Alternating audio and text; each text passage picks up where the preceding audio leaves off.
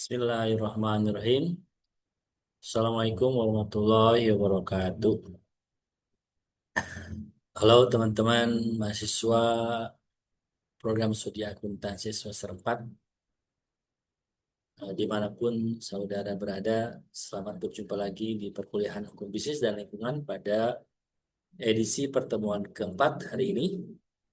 Eh, Semoga teman-teman sekalian dalam keadaan sehat walafiat. Pada kesempatan hari ini kita akan membahas tentang hukum ekonomi dalam lingkungan bisnis berkelanjutan. Kita akan uraikan dulu mengenai definisi hukum ekonomi. Menurut pakar hukum M. Manulang, ekonomi merupakan ilmu yang mempelajari usaha manusia dalam mencapai kemakmuran untuk memenuhi kebutuhan hidup, baik berupa barang maupun jasa. Seiring berkembangnya kegiatan ekonomi dan dunia usaha, lahirlah hukum ekonomi sebagai aturan yang mengatur hubungan ekonomi dalam masyarakat agar berjalan tertib, adil, dan memberikan kepastian hukum. Sunaryati Hartono menjelaskan bahwa hukum ekonomi merupakan gabungan antara hukum ekonomi pembangunan dan hukum ekonomi sosial. Artinya, hukum ekonomi tidak hanya berfungsi mendorong pertumbuhan ekonomi, tetapi juga mengatur pemerataan hasil pembangunan bagi seluruh masyarakat. Aspek dan asas hukum ekonomi itu seperti apa? Hukum ekonomi memiliki dua aspek utama, yaitu aspek pembangunan ekonomi dan aspek sosial ekonomi. Aspek pembangunan ekonomi berkaitan dengan upaya meningkatkan kegiatan ekonomi nasional, sedangkan aspek sosial ekonomi bertujuan menciptakan pemerataan kesejahteraan masyarakat.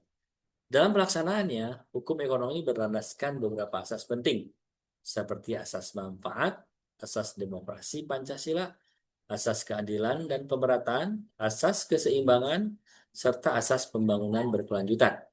Asas-asas tersebut menjadi pedoman agar kegiatan ekonomi tidak hanya menguntungkan bagi pelaku usaha, tetapi juga memperhatikan kepentingan masyarakat dan lingkungan hidup. Kita akan bahas tentang hukum benda. Apa itu hukum benda? Merupakan bagian dari hukum kekayaan yang mengatur hak dan kewajiban seseorang terhadap benda yang memiliki nilai ekonomi. Hukum benda memberikan kekuasaan kepada seseorang untuk menguasai, menggunakan, dan mempertahankan hak atas suatu benda. Dalam hukum benda terdapat hak mutlak atau nisbi. Hak mutlak adalah hak yang berlaku terhadap siapa saja, seperti hak milik atas tanah, rumah, eh, dan kekayaan lainnya. Sedangkan hak nisbi merupakan hak yang timbul karena adanya hubungan hukum tertentu, misalnya hubungan utang piutang atau perjanjian antara dua pihak, perjanjian bisnis ya di sini. Oh ya teman-teman, jangan lupa like, comment, and subscribe ya di channel ini untuk memberikan semangat kepada saya memberikan video pembelajaran ini. Kemudian fungsi hukum benda. Hukum benda memiliki fungsi penting dalam kehidupan masyarakat dan dunia bisnis. Hukum benda memberikan kepastian hukum mengenai kepemilikan suatu benda sehingga dapat mencegah sengketa atau perebutan hak milik. Selain itu, hukum benda juga melindungi hak pemilik benda dan membantu menciptakan ketertiban dalam kegiatan ekonomi.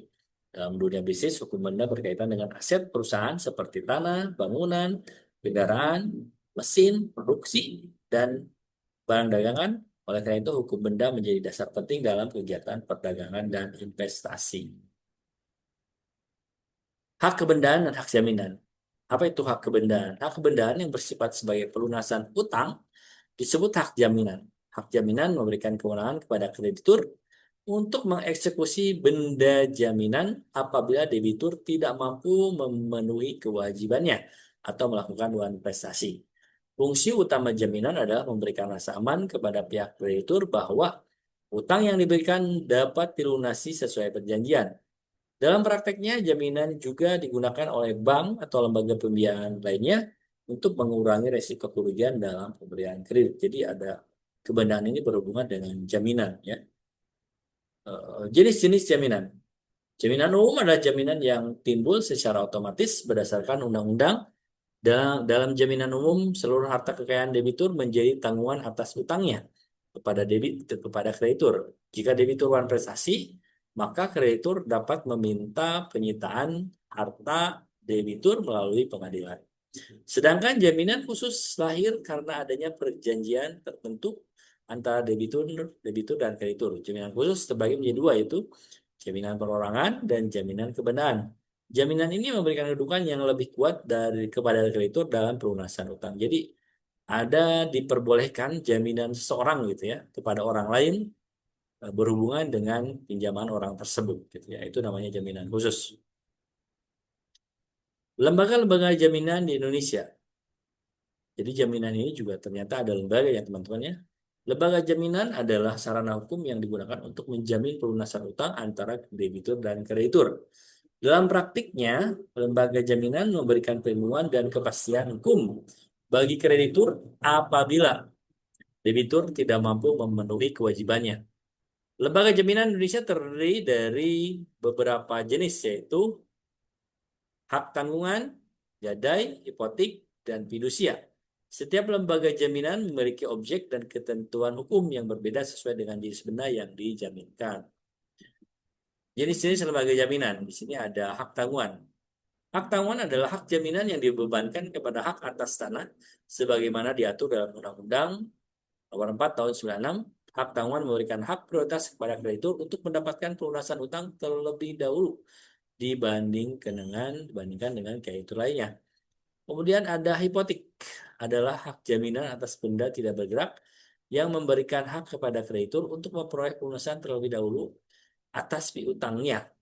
Hipotek memiliki sifat mengikuti bendanya, sehingga hak tersebut tetap melekat walaupun benda berpindah tangan. Kemudian hak gadai. Gadai merupakan hak jaminan atas benda bergerak yang diserahkan oleh debitur kepada kreditur. Gadai diatur dalam pasal 1150 KUH Perdata dan biasanya digunakan untuk menjamin pinjaman jangka pendek. Biasanya ini contohnya lembaganya ada Pegadaian ya, tapi sekarang tuh ada apa sih? Ada lembaga lainnya selain dari Pegadaian ya. Kemudian ada fidusia. Fidusia merupakan pengalihan hak milik atas dasar kepercayaan, di mana benda yang dijadikan jaminan tetap berada dalam penguasaan debitur. Fidusia sering digunakan dalam pembelian kendaraan bermotor dan kegiatan usaha lainnya. Ini contohnya mungkin soal seperti ini ya, seperti yang dilakukan oleh leasing. Apa? Motor berada di tangan si eh, pemberi apa peminjam ya, si peminjam. Penegakan hukum lingkungan dalam strategi bisnis berkelanjutan. Karena di sini hubungannya hukum dengan lingkungan, teman-teman, maka kita akan mempelajari tentang bagaimana sih penegakan hukum lingkungan dalam strategi bisnis berkelanjutan. Apa itu penegakan hukum lingkungan?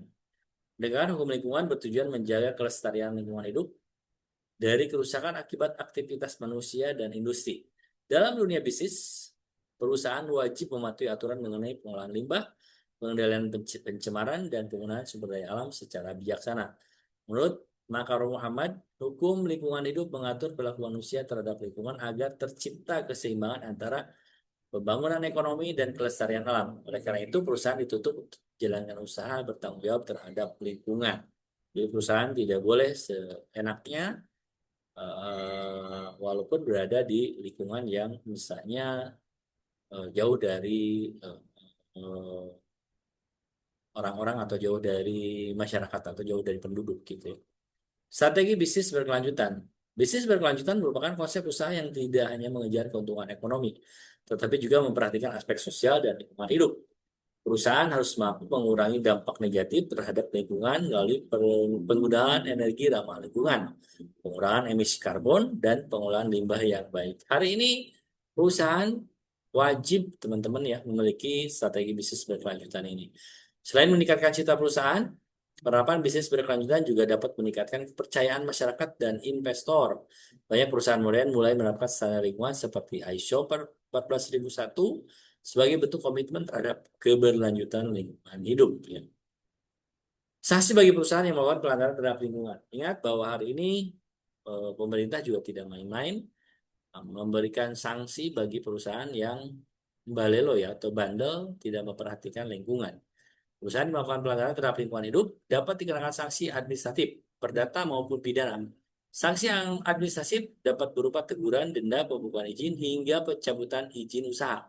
Sementara itu, sanksi pidana dapat berupa hukuman penjara dan denda bagi pelaku pencemaran lingkungan yang berat. Menurut Absori, pelanggaran lingkungan hidup tidak hanya merusak ekosistem, tetapi juga berdampak pada reputasi dan keberlangsungan perusahaan.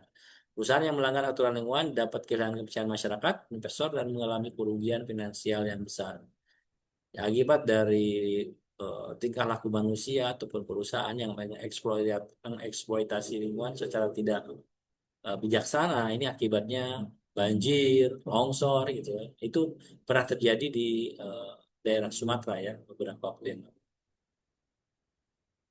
Sehingga kita harus bijaksana selaku pebisnis atau pelaku bisnis dalam menjalankan bisnis kita, bagaimana bisnis kita tidak mencemari lingkungan, tidak mengotori lingkungan, dan bahkan harus memberikan dampak positif bagi lingkungan. Misalnya ya tadi penghijauan, ya, apa, penjagaan lingkungan, apa, pemberlakuan untuk mengolah limbah, gitu. Itu adalah salah satu cara perusahaan peduli terhadap lingkungan. Kesimpulannya, hukum ekonomi memiliki peran penting dalam mengatur kegiatan ekonomi agar berjalan tertib, adil, dan memberikan kepastian hukum bagi masyarakat serta pelaku usaha. Hukum benda dan hak jaminan juga memberikan perlindungan hukum dalam hubungan utang-piutang dan kegiatan bisnis. Selain itu, penegakan hukum lingkungan menjadi bagian penting dalam menciptakan bisnis yang berkelanjutan. Perusahaan harus mematuhi aturan lingkungan dan menerapkan praktik usaha yang bertanggung jawab agar dapat menjaga kelestarian lingkungan sekaligus mempertahankan keberlangsungan usahanya. Baik, demikian materi yang bisa saya sampaikan pada pertemuan keempat hari ini.